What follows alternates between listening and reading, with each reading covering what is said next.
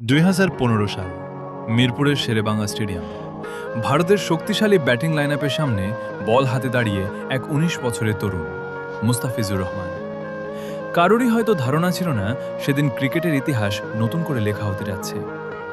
অভিষেক ম্যাচেই মুস্তাফিজের সেই রহস্যময় কাটারে দিশেহারা হয়ে পড়ে ভারত।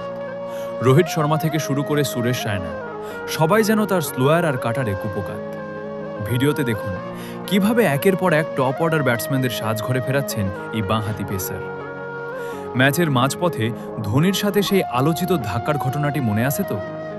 মাঠের উত্তাপ যখন তুঙ্গে, মুস্তাফিজ তখনও ছিলেন অবিচল। ইনজুরি কাটিয়ে ফিরে এসে একে একে তুলে নিলেন ৫টি উইকেট। অভিষেক ম্যাচেই ফাইফার। পুরো ক্রিকেট বিশ্ব অবাক হয়ে তাকিয়ে দেখল এক নতুন তারার জন্ম। মুস্তাফিজের এই বিধ্বংসী বোলিংয়ের ওপর ভর করে বাংলাদেশ সেদিন ভারতকে ৭৯ রানে হারিয়েছিল। এটি কেবল একটি জয় ছিল না, এটি ছিল বিশ্ব ক্রিকেটে বাংলাদেশের সামর্থ্যের জানান দেওয়া। সেই রাতটি ছিল শুধুই মুস্তাফিজের, শুধুই টাইগারদের গর্ব।